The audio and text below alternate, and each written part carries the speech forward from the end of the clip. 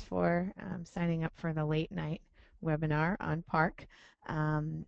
I know everybody who's here, I think.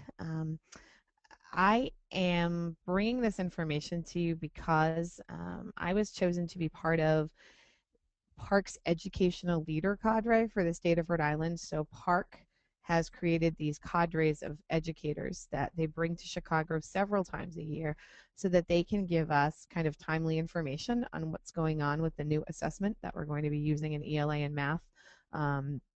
And so that we can bring the information back to teachers in our state and in our districts. So I'm going to be doing this in a variety of ways. Obviously, I'm running a couple of webinars. I'll do some face-to-face stuff in the district too. Jim is taping these and archiving them. So the one that I ran last night with folks from our district is, I think, already up on YouTube. You might have gotten the link from Jim today, so you can check it out. I am going to be sending you these slides when we're done with this webinar, and the slides actually will include my notes. So a lot of the things that I'm saying are listed in the notes of the slides. That way, you know, I'm going to try to move through this fairly quickly so we can all go to bed, but you can always go back and read my notes and then ask me questions if there's something that I went too fast on or that you missed. We're going to mute you for this because otherwise we get a lot of feedback. So there's a question box that you can see. Some people have already been typing in. As I'm going through, there will be times when I stop and ask if there are any questions, or I might ask you if there's anything that you've heard so far that kind of really stands out to you. But feel free to use that question box even while I'm talking, and when I pause, I'll try to answer them.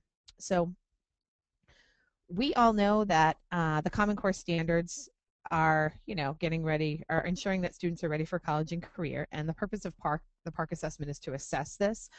There are actually 2 assessment consortia that are building an assessment to measure the Common Core standards, and PARCC is one of them. There are 24 PARCC states at this point, and we are a PARCC state. So a very big intent in the design of PARCC is to get you information quickly to inform instruction. So PARCC is really trying to make sure that the data is delivered to you as quickly as possible for things like RTI and curriculum changes that are inevitable with a new set of standards, and also if you notice your students are struggling with certain standards to try to help impact your instruction. I told you a little bit about my involvement in terms of K-12 educators being involved. I am on the educator leader cadre for Rhode Island. We also have additional educators in our district who are involved in PARCC. Pat Alfonso is reviewing English language arts items. Monique Condon is reviewing math items. So PARCC is really making an effort to include educators kind of all along the way as they create this assessment. We also have a lot of post-secondary folks who are involved in PARCC. Keys de Groot, who is a professor at URI, is one of the post-secondary faculty that's involved from our state. A neat thing about the post-secondary piece is that there are very real talks with higher education institutes regarding discussing waiving remedial coursework for students who perform well on PARCC. This is kind of huge because it's the first time we've had a K-12 assessment system really having a strong connection with higher ed. That hasn't happened before, and so I think that's kind of exciting. PARCC has a lot of goals, and one of them is to support educators in the classroom. So again, having people like me that can bring back information to you kind of in real time after we visit with the folks who are working on the assessment. They are also creating some professional learning modules that we will get trained in so that we can come back and deliver them to you as well. We're going to look at all of these goals on the next slides, so I'm not going to spend too much time here. As I told you, there are 24 PARCC states at this point in time. Rhode Island and Massachusetts are both governing states for PARCC, which means that we kind of are part of the decision-making states. Mitchell Chester, who is actually the Commissioner of Ed in Massachusetts, is the chair of the PARCC governing board. So as PARCC starts to release more information, sometimes you'll see it coming right out of Massachusetts and right from Mitchell Chester's office, and that's just because he is the chair, in case you're wondering why Massachusetts seems to be having, you know, a lot of input. As I mentioned, there's a lot of higher ed connection regarding the creation of the assessment to make sure that students are college and career ready. Number 3 is, I think, a very interesting priority purpose of PARCC. PARCC feels like most assessment systems are really good at measuring the middle. They are really aspiring to have enough items on the test to assess the full range of the Common Core. So in other words, if I have a struggling student, they want to have enough items on the test to figure out where that student is struggling, and where they, and also on the other end of it, if we have students who are kind of surpassing their grade level standards, exactly where they're doing well and where they need a challenge. So that's kind of an interesting thing that they're aspiring to do. They're not there yet, but it is one of their priority goals in creating the PARCC assessment. You might also notice number 5, it stood out to me that PARCC is going to be providing data for accountability that can be used to measure student growth. And for those of us who are involved in an assessment system that has a lot of student growth measures attached to it, you can see how that would impact us once PARCC is kind of up and running and ready to go. Incidentally, we won't be administering PARCC till 2014-15. That's when it will be ready. And the data won't actually be very good from that year. They'll need to use that data for standard settings. So it probably won't be till 15-16 that we can even get baseline data on students to start to think about student growth measures. So this is the kind of the final assessment design of PARCC. It didn't look like this originally, but this is what they've finally kind of decided on. You'll notice that there are 4 components along the top here, and then something that kind of spans all of them. I can tell you that the 2 on the left are what PARCC is considering the optional assessments. So there's a diagnostic assessment. This is kind of an early indicator of what students know and understand. It would be designed to provide results almost immediately. So you would kind of get a sense at the beginning of the year of, it's non-summative, so it's kind of formative in nature, what your kids know and understand and how to move them. There's also a mid-year assessment that's optional that districts can purchase, and this is performance-based. So this will actually look a lot like the performance-based assessment that counts, but it will come earlier in the year. Again, so that you have some opportunities to see how your students are performing with those kinds of items. These 2, unfortunately, are optional.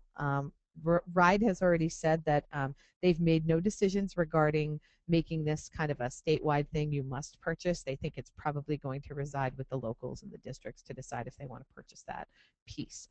The piece that is mandatory is over here. There is a performance-based assessment that will be administered as close to the end of the year as possible. What that means, they don't know yet because a lot of the items have to be hand scored, but they are going to really iron that out in the pilot and try to make it as close to the end as they can. This would be a lot of extended tasks, a lot of applications of concepts, and I'm going to show you some items tonight, so when we get there, I'll really be clear in pointing out which items would belong on this performance-based assessment. There's also an end-of-year assessment, which will be given even closer to the end of the year, and this will be computer-based items, so items that can be scored very quickly, because again, PARCC is going to give you your data on your students at the end of the school year, so you'll have that data, you know, almost immediately after the end of the year assessment is administered. I can tell you that even though it's computer-based scoring, your traditional selected response multiple choice items don't really exist anymore, at least in the form you're thinking of. So you'll notice that when I show you some of the sample items that have been released.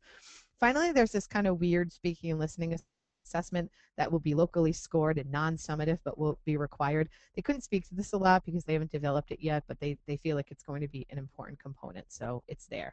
I will tell you that PARCC has brought on board 2 different vendors to create this assessment, Pearson and ETS, and you know they were thinking that 2 different vendors is a good thing because they can learn from one another. There's also a little friendly competition who gets more items kind of going. They said that's been kind of fun for them. So I can tell you that I'm a little disappointed about the fact that these 2 pieces of the assessment are optional. I feel like they're probably the most valuable information that we can get from this whole assessment.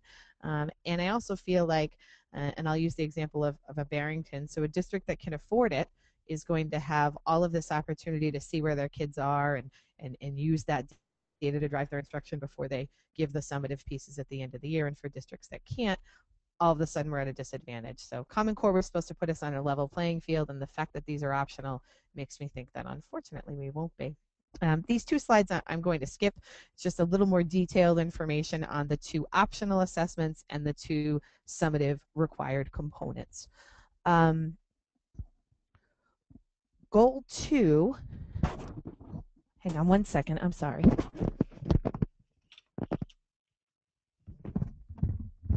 Sorry, I locked my husband out of the house. I had to let him in. Goal 2 is a little bit of a pathway to college and career readiness for students. So here's the neat thing about PARCC. The assessment is only going to be administered for grades 3 through high school. However, they are creating a K2 kind of formative assessment tools package. So it, this will be, we know formative assessment is a process and not an event, but they are creating some tools that teachers can use K-2 to kind of get students ready for this kind of 3 to 8 chunk where they will be assessed. Their intent with the formative assessment pieces are that they are truly teacher tools. However, Doug Savdi did mention, he's the director of PARCC, that some race to the top states, including Rhode Island, have already started to talk about using these for high stakes purposes. He did say that PARCC is really strongly against that, and they'll kind of have that written all over their documents, but you know, the states are purchasing PARCC and they can kind of do what they wish with PARCC. You'll also notice that PARCC is looking to provide some targeted supports for students who are getting close to that high school graduation piece and are maybe struggling. So you'll see some of those support pieces coming out too. In terms of instructional support tools, we're going to look a lot tonight at the model content frameworks. They're huge. They're important. If you haven't read them, we're going to get into them tonight, and you'll see why you need to be familiar with them, particularly at your grade level. PARCC is also creating some professional learning modules to help teachers. On my next trip to Chicago, they're going to train us in some of these modules, so if any of them are worthwhile, I will bring them back to all of you. We're also going to see some item and task prototypes tonight. They just released a bunch a couple of weeks ago, and we should see some more end of September, beginning of October. So they're going to bulk up that part of the site a little bit. And the last thing I want to talk about regarding goal 3 is this. So we're all out there searching online for, you know, good resources for Common Core, what's aligned to PARCC. Well, PARCC is an assessment consortium. They create an assessment. They don't create teacher resources. But what they want to do is have a place on their site where they kind of put all the instructional materials that they think are valid and will help teachers in one place. So, for example, there's some exciting stuff going on in North Carolina and Ohio. Those are the kinds of things that they want to kind of have available to you, so you're not searching all over the place and you know the things that the assessment consortium kind of values. This is just a piece about the technology. There are lots of technology guidelines for PARCC, and how students are going to be engaging with the technology. One thing that we know about PARCC is that it will be device agnostic, which means they're not writing PARCC for a certain machine or a certain device. They do require that the machine be locked down. So, for example, the iPad can't be used for PARCC because students need to be locked into the test. They can't be having the freedom to kind of go out, you know, Google chat with someone to get an answer, find a different resource. They have to be able to stay within the assessment itself. And, you know, RIDE is talking about ways to support districts with getting the technology they need to administer by the time we need it. Goal number 5 is really about the fact that PARCC is designed to give us some valid, reliable, and timely data. And they recognize the fact that districts and states are going to use PARCC for a lot of these purposes. And, you know, they have this little disclaimer here that PARCC can be used, you know, as states deem appropriate. So even though they are creating an assessment to measure Common Core standards, they recognize that it's going to be used for other things. So that's just kind of the basic kind of PARCC 101, what's going on with PARCC right now, before we get into things that I think will really impact you and your work in the classroom. At this point, before we get into some deeper stuff, are there any kind of logistical questions regarding what's going on with PARCC?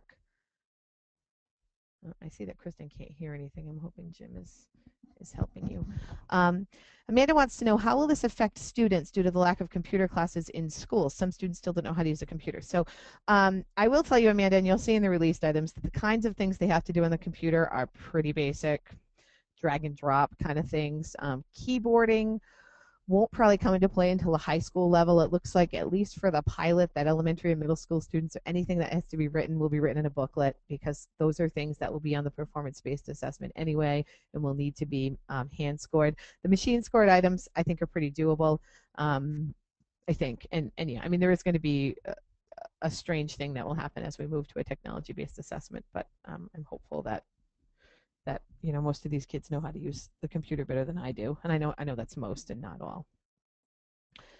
Kristen, oh good, you can hear me. Yeah, what about lack of computers? So again, Kristen, RIDE is going to be working with districts to figure out how to bulk up technology before the assessment takes place. You know, PARCC made no bones about it. They wanted to create a technology-based assessment to get more technology into the schools. That was one of the reasons. And the other reason is to get you timely data. So that's something that states will have to work out, I guess. All right, so I'm going to keep moving because I think the next part is what I think will really interest you and have the most impact on your classroom, and continue to ask questions in that box, and I'll try to pay attention. So in this next section, we have a new acronym. We need more, called ECD. So ECD stands for Evidence-Centered Design, and we're going to look at what that means together. So PARCC really wanted to start by looking at what good classroom teachers do. So they know that a good classroom teacher, and those of you who are familiar with understanding by design, this is nothing new. A good classroom teacher looks at their standards and says, okay, I'm going to make a claim about what I want students to know and understand. Then they think about, okay, if I want them to know and understand that, what kind of evidence do I need to gather in the classroom?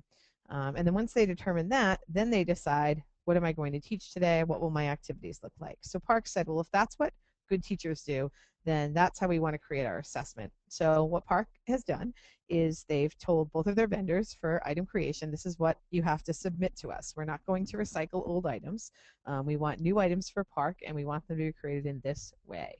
So they're saying to their folks, you need to make a claim, decide what you want students to know, and all of those claims come from a document called the Model Content Frameworks, which I'm going to show you in a minute. So the assessment writers are going to have the same document in their hands that you have to use in your classroom, which is kind of a good thing, because with NECAP, we never knew what the assessment writers had, and I'm sure the same was with MCAS, because I know we have a Massachusetts person on the line. So once they make a claim, then they have to think about what kind of evidence do we want students to show us, and then finally they are designing the task or the item. So everything on PARCC will have gone through this evidence-centered design process, which is kind of important for me, because I'm thinking if PARCC items are created that way, then I really want to make sure my lessons are created that way so that students have the best chance of being successful on PARCC. There are several links to this in the PowerPoint, but here's just another link if you want to go out to the Model Content Frameworks, although I have a few screenshots to kind of share with you. The Model Content Frameworks are for both ELA and math, and originally, they originally thought the audience would be for state and local curriculum directors, but the more I've worked with the documents, and I think the more they realize they're really useful for teachers and building administrators as well.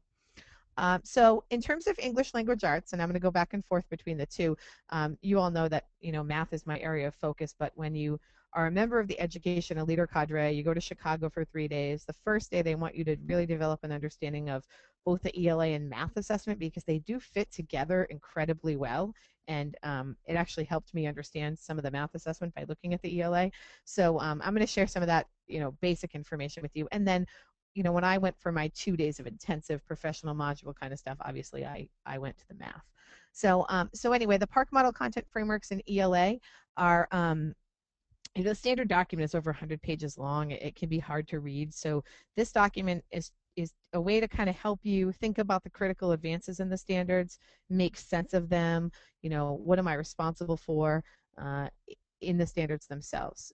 There's a lot of this kind of thing going on where PARCC has created models, like a possible model for how you can organize the standards and focus on framing those critical advances, provide insight into how to kind of organize these 4 strands in ELA. It's not a complete guide to curriculum development in any way, shape, or form, but it's just a way for you to think about how does reading complex text connect to writing complex text, connect to the research project, and then how to kind of these pieces along the bottom all fit into these key frameworks, and constantly also thinking about how you're threading literature through and informational text. So again, kind of helps you think about a model for your classroom when you're moving towards this new set of standards. There's also a lot of emphasis on progressions and key advances from grade to grade, and they make that kind of crystal clear in the document. So I think both of those features are incredibly useful when you go through it. Reading the sections on your grade level, I think, are really powerful. The math content frameworks are a little different. They're two documents. One is for grades 3 through 8, and one is for high school teachers. The grades 3 through 8 has been out for a while. The high school version, the first version that came out, was kind of torn apart by the math standards writers, and so PARCC went back to the drawing board and reworked it and just released it early this past summer. So the model content frameworks in math focus on these three key advances. So they focus on coherence, conceptual understanding, and kind of procedural fluency stuff, and then finally how to connect the content and the math practices. One of the key features of the math model content frameworks is this color coding that they've done. So anything in green is considered a major cluster at your grade level, blue is a supporting cluster, and yellow is an additional cluster. I will tell you that the PARCC assessment is designed so that 70% of the test in math will assess major clusters. 70%. The other 30% will assess supporting and additional. So when you're making decisions in your classroom around time and grade size of standards, knowing the major clusters really helps you to plan accordingly for your students. I know there are some special educators on the call. Your kids can't get to all the standards, so it makes a whole lot of sense to focus on things that are in green. Not that you won't do some of the supporting and additional, but they just won't get as much of your time. We're not looking for kids to master those at this grade level. Maybe it's a piece that's going to be built on in the next grade level, which I think is important. For those of you who are K-2, because there are some of you on the line, obviously, the PARCC model content frameworks were created for grades 3 through 8 because that's who the assessment is being created for. However, there is a website called Engage New York, where there's a tri-state group of folks, New York, Rhode Island, and Mass, working with some researchers. And they've actually created these documents for grades K through 2. So they haven't been created by PARCC, but they're created in the same format, in the same vein, and I've looked at them, and I think they're worthwhile for you to check out. So now that we've kind of got a framework for the assessment, we're going to look at something called a claims driving design. So PARCC is going to, again, as I told you, base their whole assessment on claims. So if you're an ELA person or you're a content person, this slide really means, I think, a whole lot to you. So students on the ELA and literacy assessment are going to get 3 scale scores that are going to make up their proficiency level. So they're going to get a scale score for reading and comprehending a range of complex texts. They're going to get a scale score for writing effectively, using and analyzing sources, and they're going to get a scale score for kind of the research piece. Those of you who know the standards really well know that this standard in the Common Core in purple asks students to actually gather the text themselves. In the assessment, that's not possible. So instead of gathering text, they're going to be provided with potential texts during a research simulation task, and they'll have to kind of synthesize them and put them together. And when we get to, you'll take a look at all 3 of these types of tests in the released items and see how they fit together. But so students are really almost going to be, these are going to be kind of equally weighted for students. So these are the 3 things they really need to be able to do in ELA, and these are kind of subtopics below them. On the English Language Arts PARCC, there are 3 types of tasks. There's a prose constructed response, which we're going to take a look at in the released items. There's an evidence-based selected response, and there's a technology enhanced constructed response. So the first type, the prose constructed responses, will be on the PBA, which is the performance-based assessment. And then these 2 types of selected responses or constructed responses will show up on the end of year. And again, you'll hear all of that language in just a bit with items attached to it, so it will make a little more sense. In terms of math, they're basing the assessment on 5 claims, unless you are a teacher in the middle or high school, in which case this fluency claim does not apply to you anymore, so it will just be based on 4. Again, if you notice, students solving problems involving the major content for their grade with connections to the math practices will make up 70% of the assessment, and this additional supporting piece will be 30%. Now, you'll also notice that you have these 2 kind of hanging around. So students have to express reasoning by constructing arguments, critiquing, justifying their thinking, and students have to solve real-world problems engaged in modeling. These will kind of always be in play. So you can almost think of this as 70-30 regarding content, and this is 50-50 regarding process. So it might be that they're assessing something from the major content, and they're asking students to justify their thinking. Or it might be that they're assessing something from additional content, and students are solving it in a real-world problem and modeling. These things are constantly connected. So these two are kind of 50-50, 70-30. If you're an elementary teacher, they're also in that model content framework. There are fluency expectations at each grade level. You'll see what they are. They are looking into mechanisms to assess that fluency. They haven't been able to show us any released items yet, but I think those are coming in the next batch, so we should be able to see what that looks like. There are 3 math task types. There are type 1 items, which are completely machine scoreable. Those are going to show up on the performance-based assessment and the end of year. Again, you're going to see in a minute that they're nothing like what we think of when we think of items that would show up on an end of year assessment that's machine scoreable. These type 2 and type 3 items are hand scored. They'll both show up on the performance-based assessment. And one of them, type 2 items, tend to focus on reasoning, which was that claim 3 up in the upper right-hand corner. And type 3 items tend to focus on modeling, which is kind of on the bottom in the last slide. So here's where what PARCC has done for you so far, and here's where they're going. So we got the model content frameworks released, which you're all going to take a look at. They started to develop items, and now they've been released, so that's kind of happened. They've launched our educator leader cadres to start to get information out to you, and they've also updated the content frameworks, particularly the high school, as I mentioned, which was an issue. Now, we've got these other things that are happening. So that partnership resource center I mentioned is coming soon. So when I go back to Chicago, they should launch that, and I can share it with you. They've got a lot of field testing going on, a pilot, expanded. So they'll be, fleshing out all of this stuff. K2 formative assessment tools are coming. I know Amanda's someone on the line who's interested in that. Not till next fall, and we'll see if there's something that, I don't know how free they'll be, but we'll see how worthwhile they are. I'm sure I'll get at least a glimpse into them. They've got some college-ready tools coming up.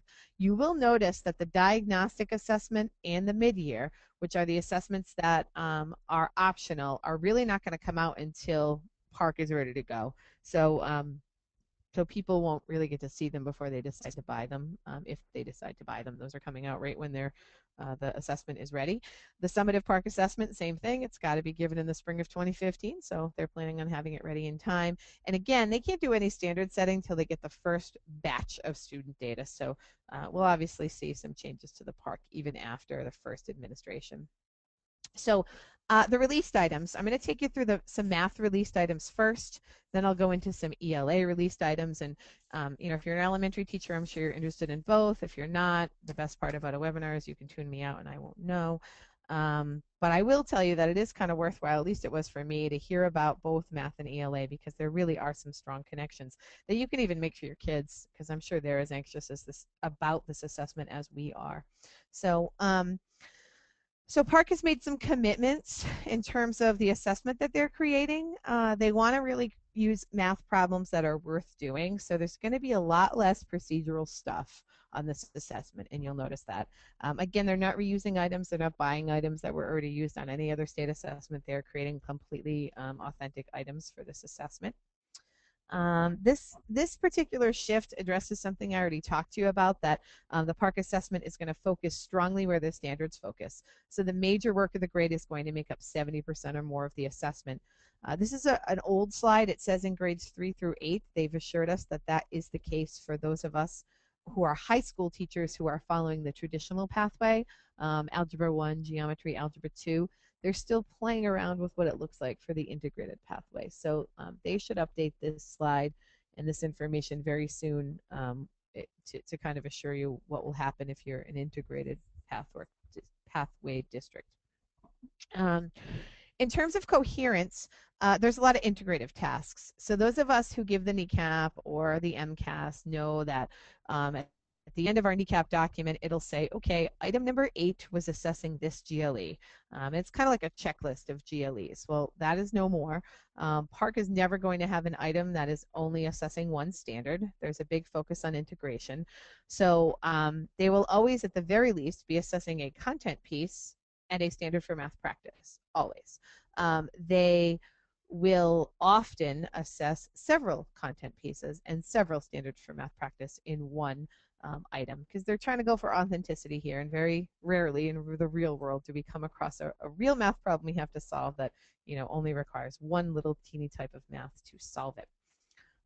Finally, you'll notice that PARCC is also trying to assess some certain levels of rigor. They use the word rigor. So in major topics, they're looking to assess conceptual understanding, they're looking to assess procedural fluency, and they're looking to assess a student's ability to transfer or apply information. So since this document has come out, we've actually started to code our middle and high school curriculum in terms of our instructional activities. So if it's an activity that gets at conceptual understanding, we've actually been coding it with a CU. If it gets at procedural fluency, we've been coding it with a PF. And originally PARCC was calling this transfer, so we started coding things with a T, but we could change it to an A for application if we wanted to. So for those of you who we started your curriculum before PARCC came out with these guidelines, we can go back in and start to tag things in that way, and I think that would be helpful for teachers. So technology is going to be helpful in a lot of ways. First of all, for our IEP students, it's going to support accessibility. So there'll be lots of neat features that can be turned on and off. So for example, if a student needs text read to them, we used to have to, on the kneecap, stick them in another room so that someone could read the text to them. Now they can have headphones on. We can turn that on. They can hover over the words and the text can be read. Maybe they get a definition depending on, Melissa's on the line. She'd know more about IEP goals. But they're really working hard with folks who understand special needs students to build in a lot of technology enhancements to help kids. They've also found that some of the things they were building in to help special needs students, they decided just to leave in for everybody because it makes sense. So for example, students having a highlighter so they can highlight the text as they go through. That's something they're going to leave on for everyone because, hey, that helps everyone. That's how we really work in the classroom. So they're trying to work as hard as they can to have transformative formats. In the released items that you're going to see now, they don't have a lot of good simulations or game-like environments released yet, but they're really working on those because they know that sometimes your students tune out during a summative end-of-year assessment and they want to keep it as engaging as possible so we get as much information about what they know and understand. There's also lots of opportunities for them to draw, construct diagrams, etc. You will notice, and I mentioned this briefly, that they are completely eliminating, wherever possible, traditional selected response items. So the last thing PARCC wants to do is assess whether or not your kids can take a test, and the last thing they want you to do is spend time in your classroom teaching kids to take a test. So with multiple choice questions, kids can eliminate options that don't make sense, and then maybe they can plug things into the question to see if they work, and so then the assessment ends up testing whether or not kids can take a test. PARCC has eliminated that as much as possible so that we're testing whether or not kids know the math, and you can get away from teaching test-taking skills. The last thing I'm going to say before we get to the items is about the math practices, and this is kind of really important from a classroom perspective. So PARCC feels like there are three kinds of standards that they have to work with to create the assessment, and the first kind of standard is called an explicit practice integrated standard, and what they mean by that is this is a third grade standard on equivalent fractions, okay?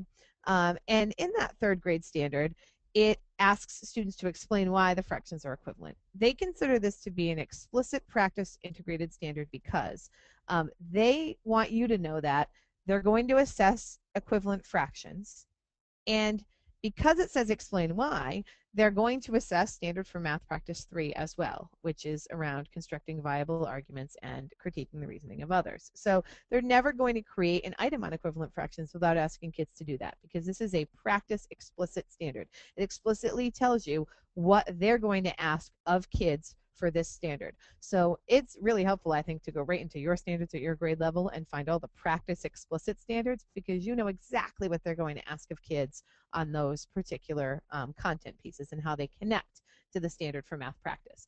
If they're high school people here, another example from a function standard at the high school level, they're never going to ask kids to deal with arithmetic and geometric sequences without asking them to model, which is standard for math practice 4 or 5. I get them mixed up. I think it might be 4, where they have to model. So because the standard is explicit, the practice standard is explicit in these content standards, you know which practice they're going to assess. Now, they also have some standards that they consider to be practice implicit. So here's a 4th grade multiplication standard. And The part that's underlined says, and even though the word explain is in there, it's not a standard for math practice 3, because when you read the sentence, it says illustrate and explain the calculation by using equations, rectangular arrays, and or area models. So if you're asking kids to create an equation and an array and an area model, you're asking them to model this situation. So again, this would have a link to the standard for math practice around modeling, but it's more implicit. They don't actually use the word from the standards, but you still can, it's pretty easy to determine how PARCC is going to assess this. Now, again, PARCC is committed to assessing content and practices at the same time. So there are a whole lot of content standards that don't have a practice, either explicit or implicit in them. So that's where we get these practice forward tasks. So they ask one of their assessment writers to take a look and say, okay, you're going to assess, I don't know, this content piece on division.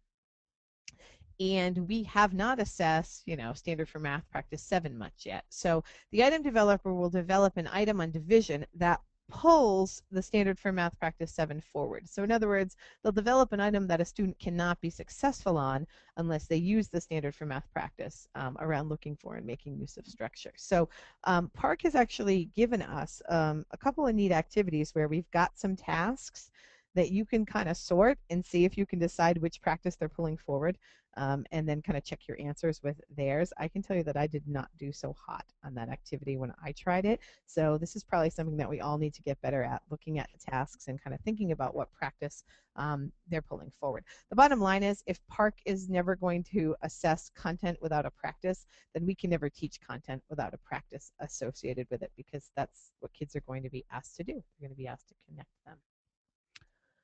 So we're going to look at a few sample items. This is a grade 3 item. A farmer plants 3/4 of the field with soybeans. Drag the soybean to the field as many times as needed to show the fraction of the field that is planted with soybeans. So the student will actually drag the soybean, and this does work when I show you how to go out to the prototype items online. You can drag the soybean and have some fun. This is just a screenshot, so I'm not going back and forth on you. So a student's going to do some dragging and dropping here, and this is just part A of the item. So I can tell you some things about this item. First of all, it's considered a type 1 item. So you could see this on the performance-based assessment or the end of year because it's machine scoreable.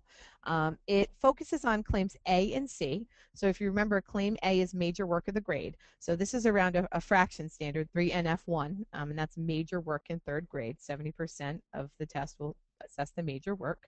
And it also is going to be focusing on claim C, because you'll see in part B that the student has to explain their reasoning. So there's definitely another focus there on claim C, explaining your reasoning.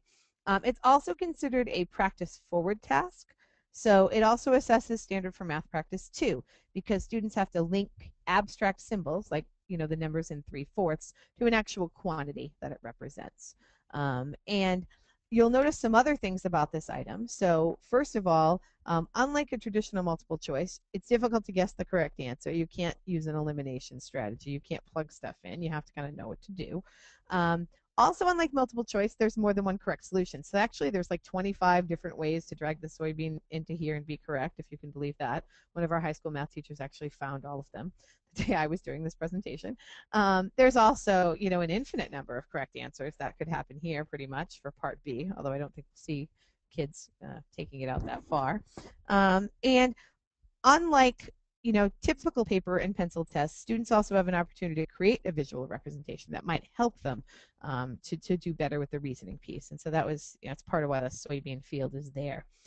So if you add part B to it, this becomes kind of more of a type 2 item, because there would be some part of it that is not machine scoreable, that's hand scored, and so it would require a little more time to get information back to you. This is a grade 7 sample item. You will notice that students have 2 graphs and 2 tables, and they have to think about what those representations are saying about the speed of an object. And once they've made a decision, they're just going to do some dragging and dropping of these objects into the correct order. So the technology itself isn't particularly special, but once again, it allows us to assess this without a multiple choice component.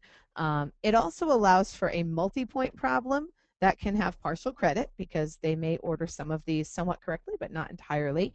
And multi-point problems are usually devoted to major work of the grade. So again, this is assessing claim A because this standard around reasoning and proportionality and unit rate in all these different formats is major work of the grade in 7th grade.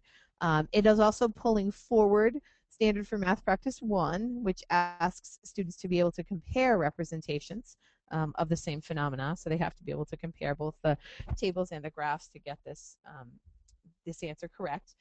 The interface, and you can see it when you go out to the site, allows for a 4-function calculator on this site, this part as well. So that's another piece. You know, calculator items, you don't have to worry about passing out calculators anymore. It's kind of going to be embedded in the task itself.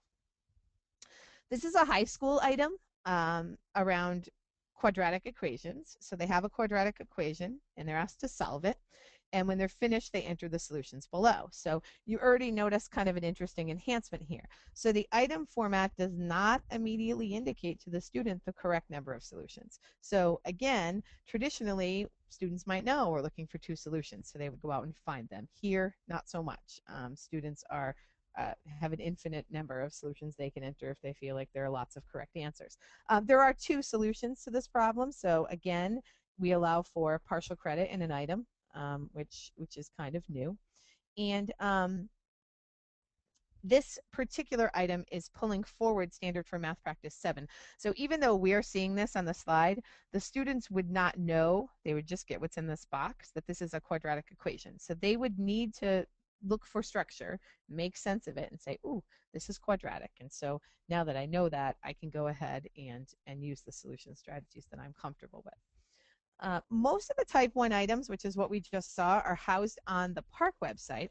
PARCC also, and this link is on their site, is using the Dana Center to house their PARCC prototype project. So the Dana Center has a mathematics Common Core toolbox. I'm going to take you out to it for just a minute to show you how it's organized.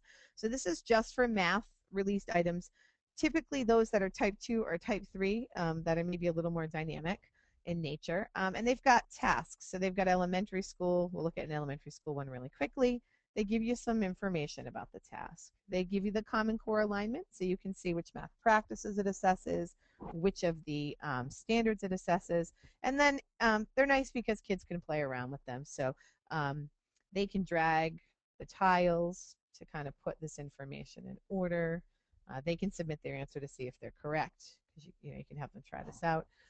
You'll notice that the second part of this item requires them to look at statements from 2 students and compare them and decide if they can both be correct and why. So you can already see that this is assessing, critiquing the reasoning of others. And you probably noticed that it asks students to write their answer in an answer booklet.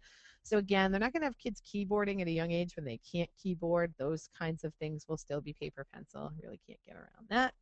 And then they have an item that kind of ramps it up even more, and this part will also be in the answer booklet. You'll notice that all of the pieces out here on the Common Core Toolbox have the actual rubric that they've determined will be used to score an item. You can see what partial credit looks like, and this, I think, gives you a lot of good insight into what these tasks are shaping up to be. We'll look at one more. There's a high school one on golf balls in water. That's pretty neat.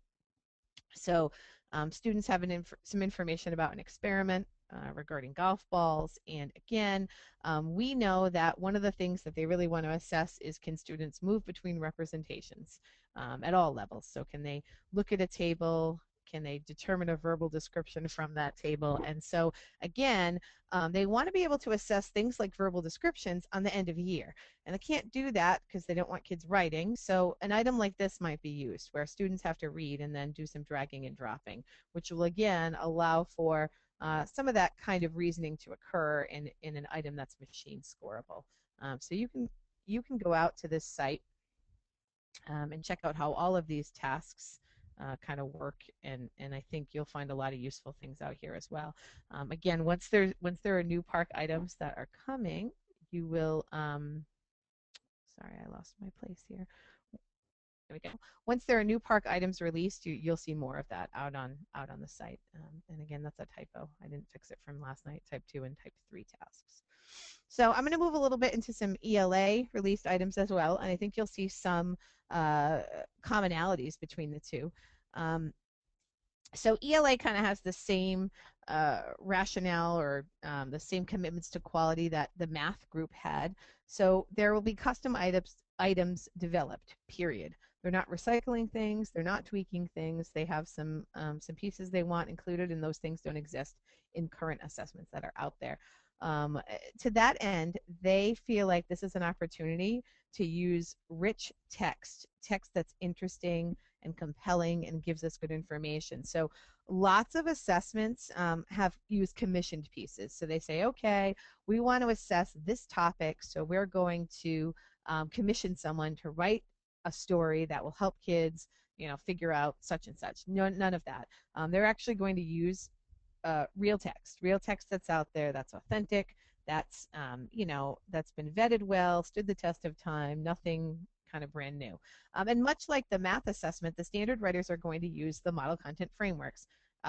The standard writers, the item writers. So they will have the same document in their hands that you have, that you can go to the site and find, and I'll show you how to get it if you don't already have it printed or saved or bookmarked somewhere.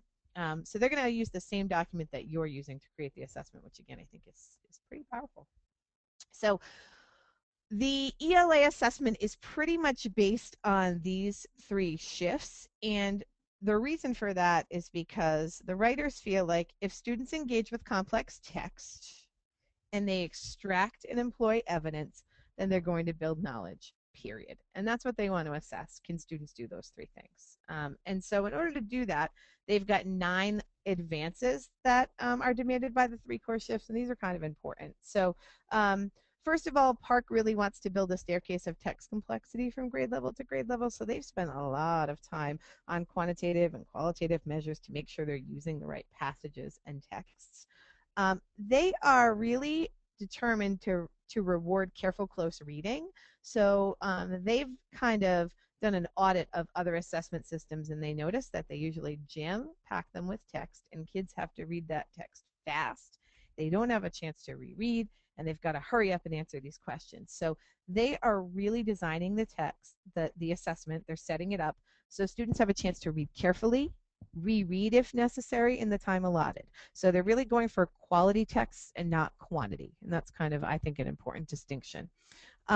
They also are really committed to not asking obscure vocabulary questions. So you'll see in the items that we're going to look at that they always ask a question about a vocabulary, a word that's important in the text the kids are reading, that's important to understanding that piece of text. And also they're assessing whether or not students can use the context, not whether or not they just kind of already know that word. This slide's kind of exciting, and even from a math person, this is exciting. Students are always going to be asked to cite evidence for their answers, period. And I know, again, good teachers do that. Students are always having to cite evidence, and so now that's going to be a very valued skill on the PARCC assessment. It's good for us too, because you get a bunch of information back on a multiple choice test, and you don't know if kids guessed or what their thinking was. And here you'll be able to say, okay, they definitely picked the wrong answer, but I can also see the evidence they used to back it up, and you'll kind of have a window into what they were thinking. And you'll see how PARCC does that with a series of follow-up questions. PARCC's also trying to create questions that have more than one right answer, because again, they want things to be authentic. They want to support the divergent thinker, and they want to be able to do that in a machine scoreable way. There's also always writing to sources. They never, ever, ever ask kids to write to a decontextualized prompt. Just like give them a prompt and have them write to it. They don't feel like that's authentic or real world, so it's not done. There are no naked prompts. So that's good to think about in our classroom too. Give them a short piece of text and have them respond with a prompt, but not just kind of give a prompt out of nowhere. And the last 2 pieces that I think are critical, first of all, PARCC is going to assess not just literary text, but a full range of reading and writing across the disciplines. So right now, from grade 3 on, there are science, social studies, and literacy passages. And they did that on purpose because the Common Core says it's a priority for students to be able to read across the content area, and we know that students need that to be college and career ready. So that is an absolute part of the PARCC assessment, that they can read those kinds of texts. In terms of the research assessment, you're going to see in a minute, there's pretty much an anchor text that students read. and they respond to it. Then they get some additional kind of questions to answer. And then they get 3 or 4 texts that pertain to a topic, and they have another question that asks them to kind of synthesize all of the text together. So they don't have to use all 4. They can make good decisions about which text to use. But again, research project require them to analyze multiple pieces. So again, I think that helps us think about how we use text classroom. So another feature, so with the math items, standards for math practice are always on the table, and students are either reading or modeling no matter what.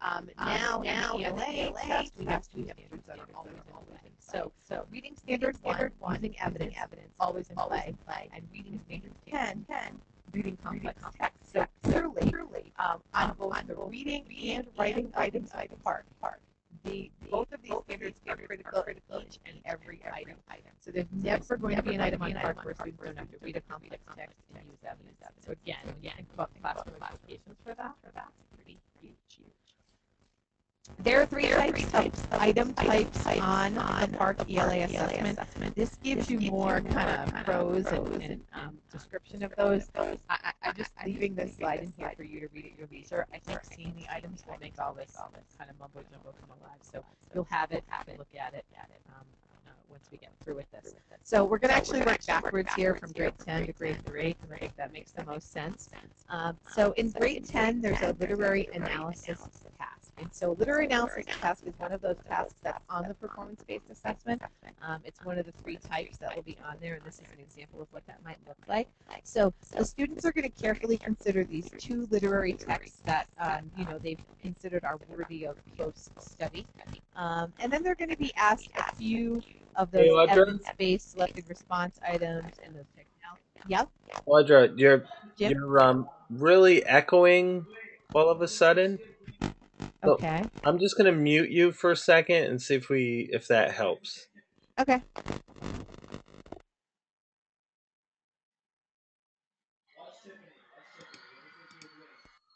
All right, you're back. Can you go ahead and talk? Is that better? Or is it still echoing? Nope, that is actually better. Okay. All right. Thanks, Jim.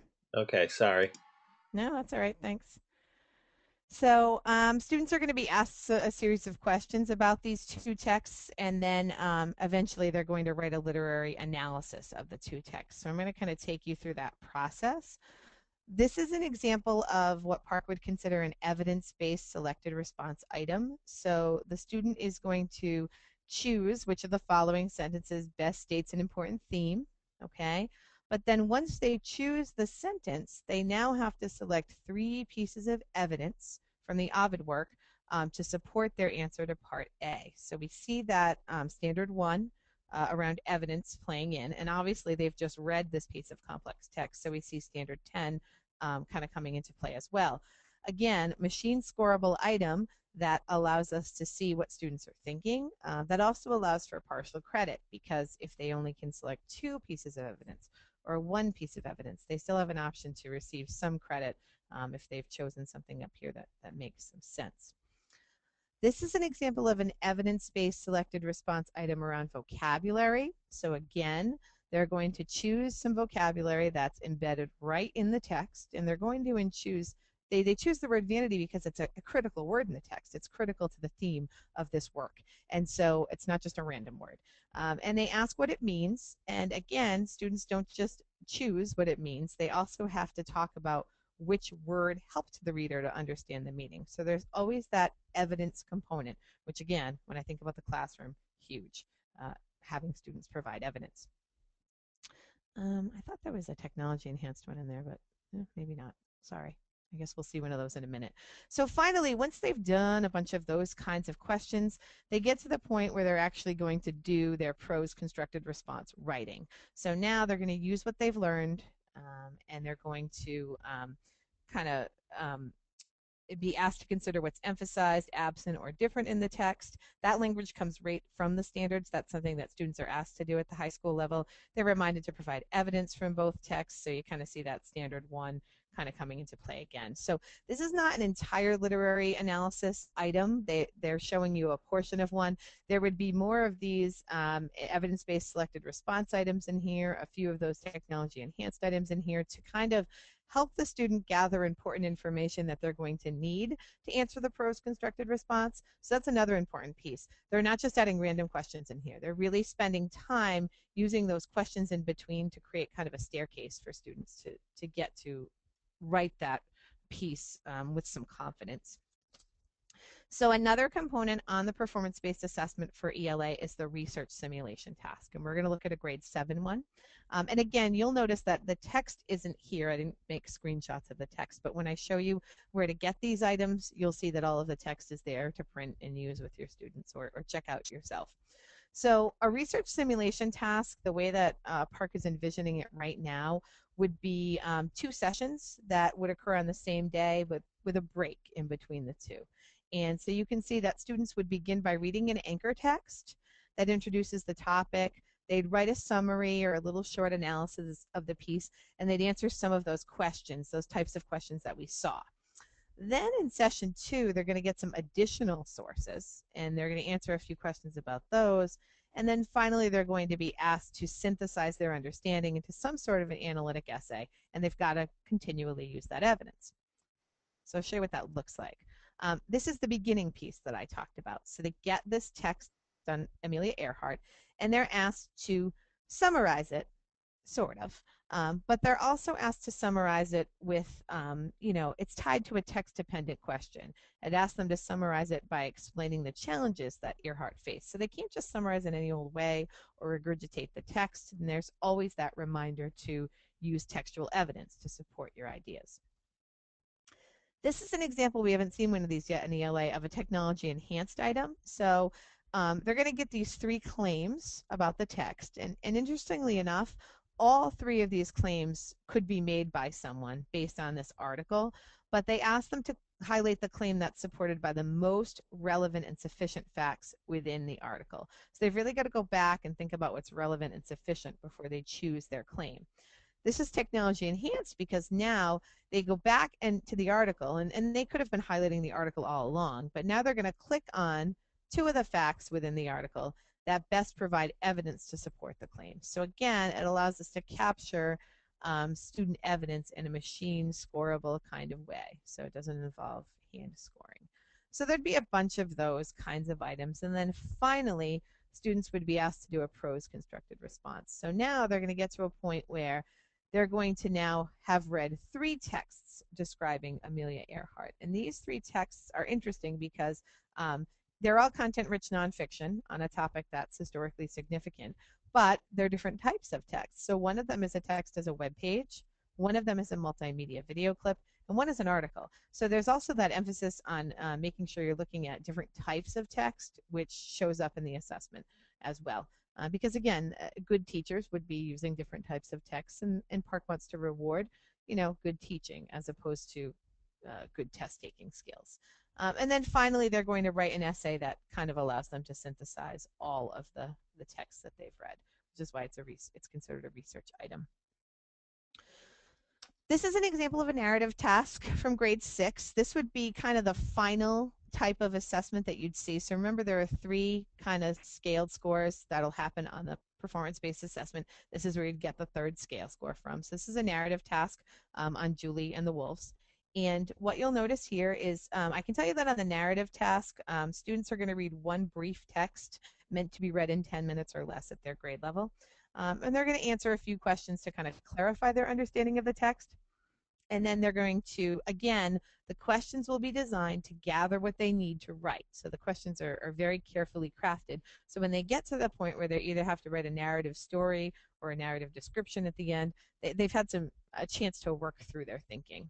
So in this technology enhanced selected response item, you've actually got 2 correct answers. So this kind of, again, allows for some divergent thinking. So both choices are equally right. But what needs to happen is, in addition to choosing a choice that makes sense, they're going to find sentences within the passage to support their response and kind of drag and drop them into the boxes below. So again, that you can see that evidence piece is in play, and obviously, reading the text closely, a complex text, is going to help them answer these questions. And you'll notice again that you're choosing a word that describes Mayax. So we're starting to develop her character. That's part of the purpose of these items. Um, Another example of a vocabulary item, we've got the word regal, again, what they feel is important to the passage. The students choose the definition, and then they choose the phrase from the passage that would best help you decide that this that regal, that this particular character is regal. So again, we're kind of developing the character. Um, Another evidence-based selected response item, this one is about Mayax's relationship with her father, is again an item where you would choose how Mayax is feeling and then you would select some evidence to support your thinking. So all of that leads to this Prose constructed response item, this kind of final piece here where students would be kind of putting everything together that they've learned about the character to continue the story where the passage ended. And that would be, in this particular case, a way to assess narrative. Now, there's different ways to assess narrative on the PARCC. If you know, remember that that informational text is weighted much more heavily in the Common Core at your grade level. It depends on your grade level. Like I think at the high school it's a 70-30 split, 70% informational, 30% narrative, and that split kind of varies with your grade level. So that's another reason why the model content frameworks are so important, because you can find your grade level and determine what the split is, what it should be in the classroom, because that's what it will be on the assessment. The last piece I want to show you is an end of year assessment example from grade 3 called How Animals Live. And so students would have read a passage called How Animals Live, and they're going to choose the main idea. And so again, this is evidence-based selected response because I select my response. And now I go over here and I choose the evidence that best supports my answer. So we'll see a lot of that at the younger grades. This is also an example of a technology-enhanced constructed response item. So what's happening here is after reading the article, students drag the words from the word box into the correct locations on the graphic to show the life cycle of a butterfly. Now, this is a science text, and I can tell you that scientists often start from number 1 as the adult and then kind of move around the cycle here. In this third grade passage, the scientist actually starts with the egg and has it grow into an adult. So this item is not testing knowledge of the life cycle of a butterfly. It's really telling students to go into the text and find out what the author is telling us. This is kind of a low-level example of a third grade item of application. They really imagine that there'll be lots of graphic organizers, and you can kind of imagine the things that they're going to play with drag and drop, but they wanted to show you a basic one in this first kind of dump of released items. So I'm going to take you out to the PARCC site just so you can see where to find all of this good stuff. So when you're at parcconline.org, the tab that you always want to go to, these are all very interesting too, but the one you want to go to is in the classroom. And you want to focus on certain pieces. So PARCC Model Content Frameworks is number 1. That's where you find the model content frameworks for your grade level and for literacy and math. They're there. You can check them out and notice all of the features that I kind of demonstrated for you. You can find out information about educator leader cadres and all that good stuff there as well. What I think you're probably most interested in is the item and task prototypes section. So you can click there and you'll see that all of the samples for mathematics are available and the samples for ELA. In math, you'll notice that they're always categorized by type 1 tasks, which will show up on the end of year. They don't have any for this particular grade level. Type 2 tasks, which assess math reasoning, and type 3 tasks, which assess modeling and applications. And remember, these will make up the performance-based assessment, which will happen close to the end of the year. So they're always categorized like that, and you can see that some grade levels have more than others right now. I think high school has quite a bit available right now, and they're going to keep adding to this. For ELA and literacy, it's organized a little differently. It's organized a little differently. So again, if you remember, these are where the kind of 3 scaled scores are coming from. So they'll show you if they have any literary analysis tasks at your grade level, narrative tasks, or research simulation tasks. And for those of you who are content people, you'll notice that all of the text is here, and much of it is a science text or a social studies text or something other than just literary. So that's kind of the place to find all this good stuff. I am hoping that you heard some things that are useful to you in your classroom, that might help you in your teaching.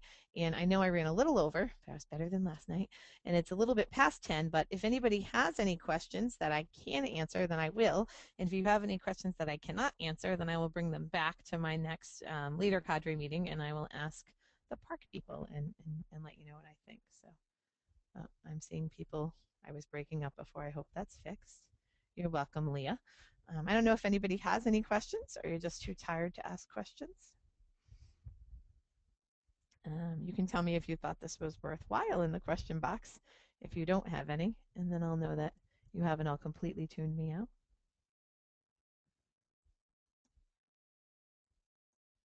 And maybe you have. Or you can raise your hand and I can unmute you and you can ask a real question if you want.